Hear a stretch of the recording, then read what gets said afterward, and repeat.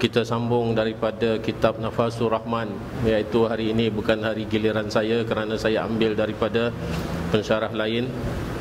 Kita sambung daripada apa yang telah kita bincangkan, iaitu bagaimana Allah Ta'ala telah menaikkan darjat seseorang hamba yang dipilih oleh Allah Ta'ala. Yang pertama setentunya lah Nabi kita Muhammad sallallahu alaihi wasallam. Melalui firman Allah Subhanahu wa taala, katanya, innal ladzina yubayyi'unaka innama yubayyi'unallaha yadullahi fawqal aydihim. Sesungguhnya yang membai'ah kamu, iaitu Allah Taala menjelaskan siapa saja yang membai'ah Rasulullah sallallahu alaihi wasallam. Apa makna bai'ah? Makna bai'ah adalah pengakuan taat setia untuk menolong Nabi, menemani Nabi, tidak kira sama ada senang atau susah, menurut apa yang diperintahkan oleh Nabi, sebagaimana sunnah yang Nabi ajarkan, begitulah kita terima. Maka ini yang dinamakan bai'ah, iaitu dengan bersejabat tangan, kemudian tu mengaku taat setia dengan kalimah syahadah. Tapi Rasulullah apabila berbai'ah dengan wanita tak berjabat tangan, hanya laki-laki saja. Jadi apa yang Allah Ta'ala jelaskan di sini, sesungguhnya orang yang membai'ah kamu, innama yubayyi'unallah, hanya saja mereka itu membai'ah Allah. Yadullahi fawqa aydihim, dan tangan Allah di atas tangan mereka. Jadi siapa sebenarnya Rasulullah SAW yang telah dinaskan di dalam Al-Quran, iaitu Allah Ta'ala telah mengatakan siapa saja yang membai'ah Nabi bermakna membai'ah Allah. Dan Allah mengatakan tangan Allah itu di atas tangan-tangan mereka. Ini hanya bahasa perumpamaan. Kita tahu bahawasanya kita tidak dapat membentuk Allah Ta'ala, kita tidak dapat mengarcakan Allah, kerana Allah itu jauh daripada sama dengan makhluk. Laisa kamitslihi syai'un, tiada sesuatu yang menyerupai Allah dan tiada sesuatu yang menyerupai Allah, dan Allah tidak menyerupai sesuatu, mesti ada bais besarnya. Kita tak boleh hanya mengatakan tiada sesuatu, Allah tidak menyerupai sesuatu, dan sesuatu juga tidak akan menyerupai Allah. Jadi itulah yang kita maksudkan, iaitu perumpamaan. Macam mana perumpamaan ini diberi oleh Allah Ta'ala kalau tidak kepada orang yang sangat dicintai, iaitu Rasulullah yang menjadi Habibullah. Kita tahu semua Nabi-Nabi itu diberi gelar oleh Allah Ta'ala. Nabi Adam ada gelarannya, Nabi Isa alaihissalam, Nabi Musa Kalimullah, Nabi Isa Ruhullah, Nabi kita Habibullah, Nabi Adam Safatullah. Ya, ini semua adalah gelaran-gelaran yang telah diberikan oleh Allah kepada kecintaannya daripada makhluk. Nabi Ibrahim Khalilullah, sampai yang ada mengatakan antara Khalil sama Habib yang mana lebih dekat kepada Allah Ta'ala. Adakah Khalil itu sama dengan makna Habib? Khalil makna yang dicintai oleh Allah Ta'ala juga, Habib juga yang dicintai. Tapi ada ulama mengatakan Habib lebih hampir dengan Allah daripada Khalil. Khalil hanya teman rapat, tapi Habib adalah merupakan kekasih yang tidak pernah berenggang. Ini yang dimaksudkan oleh Allah Ta'ala di sini, iaitu Allah Ta'ala telah menaikkan darjat Nabi kita Muhammad SAW. Seolah-olah siapa saja yang membai'ah Nabi, kita sama dengan membai'ah kepada Allah. Dan siapa saja yang berjabat tangan dengan Nabi, maknanya tangan Allah di atas tangan-tangan mereka. Ini satu dalil yang amat kuat bagaimana kita harus menyayangi orang yang disayang oleh Allah Ta'ala, yang dinaikkan darjatnya oleh Allah Ta'ala. Takkan kita sebagai makhluk nak menurunkan darjat yang telah dinaikkan oleh Allah Ta'ala.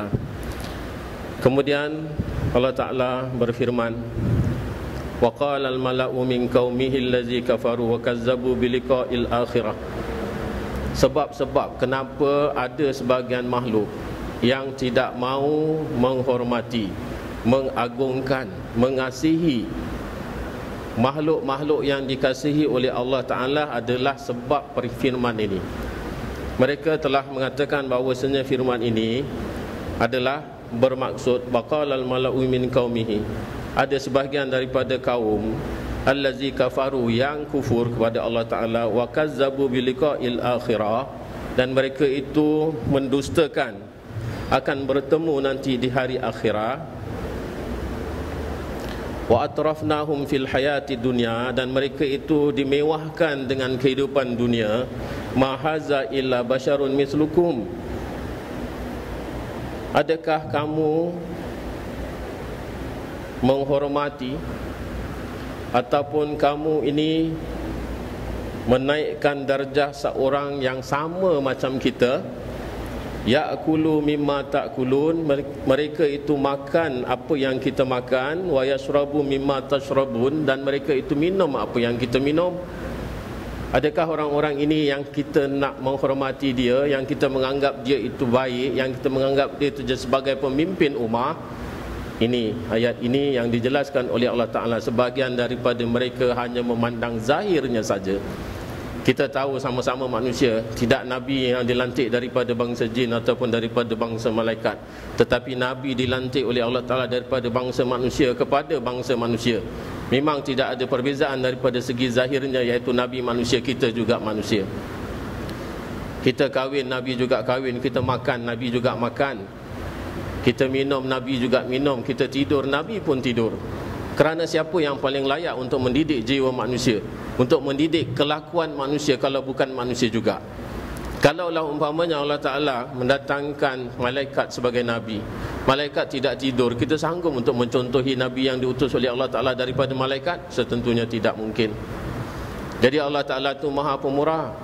Kenapa dia mengutuskan juga Nabi daripada bangsa manusia? Kerana sesuai dengan jiwa kita, dengan fitrah kita sesama manusia. Tetapi orang yang menganggap sama manusia, iaitu Nabi-Nabi, sama tarafnya dengan mereka, adalah sangat parah pemahamannya, sangat rosak dia punya apa itu pentafsirannya terhadap makna manusia itu sendiri. Kerana apa yang dikatakan sebagai Nabi, sebagai Rasul, wala in ata'tum basharam mislakum innakum izan la khasirun. Ini apa yang dikatakan oleh mereka. Kalaulah kita taat kepada orang yang diutus oleh Allah Ta'ala sama macam kita daripada bangsa manusia, innakum izan la khasirun, maka kita akan merugi. Ini tanggapan daripada orang-orang yang menilai sama antara manusia yang diadakan oleh Allah Ta'ala, yang diciptakan oleh Allah Ta'ala. Tetapi mereka lupa bahawasanya perbezaan antara kita dengan para Nabi, antara kita dengan para anbiya yang diutuskan oleh Allah Ta'ala adalah dengan sebab mereka itu telah diberi wahyu oleh Allah Ta'ala. Kerana wahyu itulah yang membezakan, kerana wahyu itulah yang meletakkan perbezaan antara kita dengan para Nabi. Tapi kita tak sadar bahawasanya mereka-mereka yang telah dilantik oleh Allah Subhanahu Wa Ta'ala, yang jadi Nabi, yang jadi Rasul, diberikan kemuliaan oleh Allah Ta'ala kepada mereka. Diberikan mukjizat kalau dia itu Nabi, diberikan karamah kalau mereka itu wali. Kita dengar tak seorang yang namanya Imam Busairi? Imam Busairi adalah orang yang mengarang burdah. Burdah itu adalah sebahagian daripada puji-pujian yang dikarang oleh Imam Busairi. Ketika waktu dia mengarang ini, dia di dalam keadaan lumpuh, tidak boleh berjalan.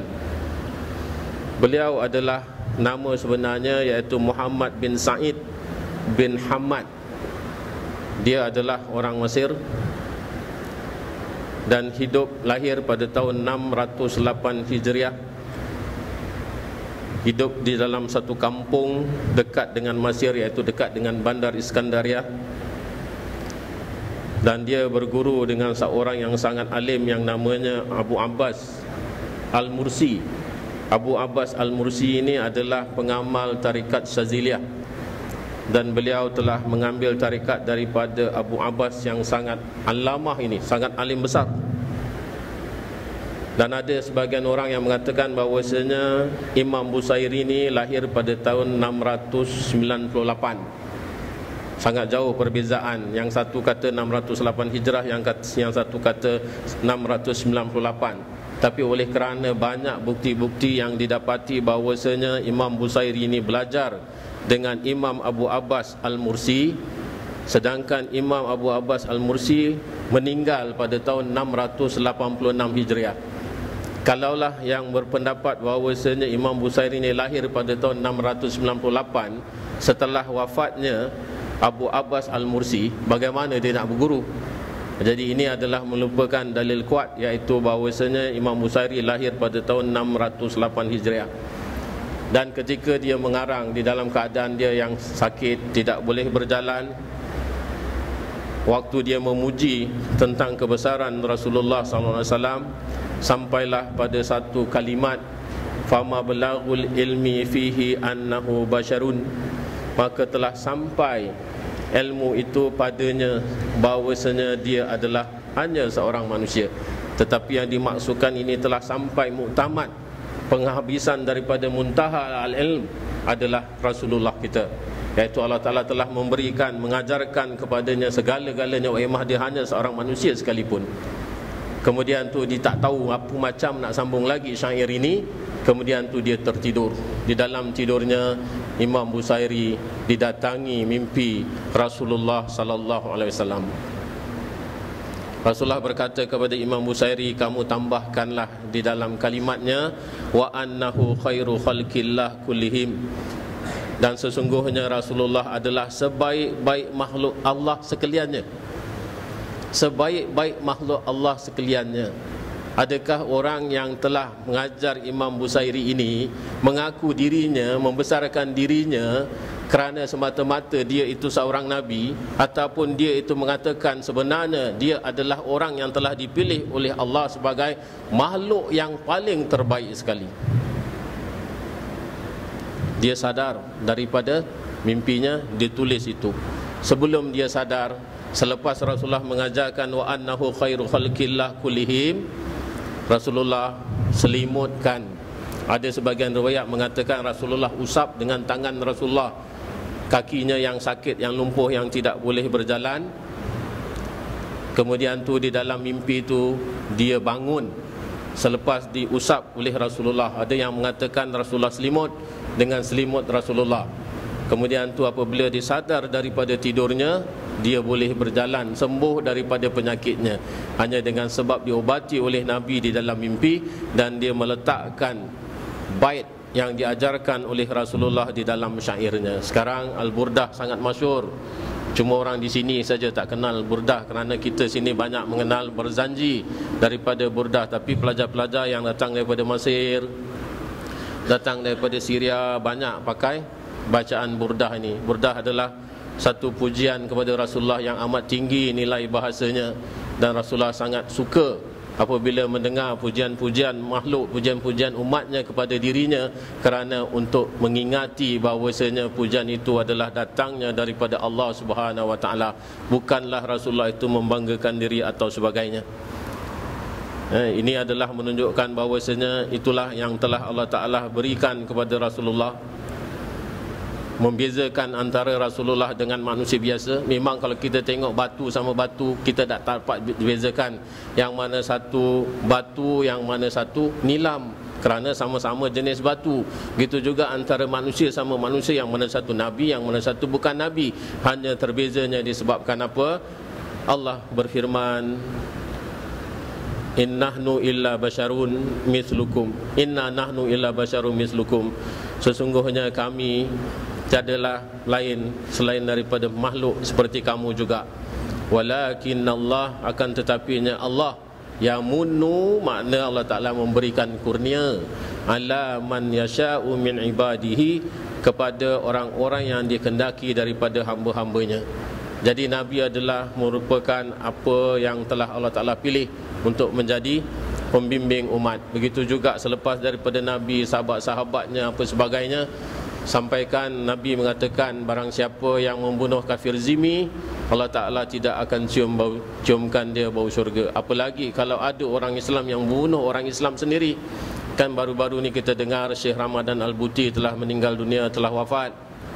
Beliau alim besar, ulama hadis, malah ulama-ulama Yaman pun ada sebahagiannya menjadi murid beliau.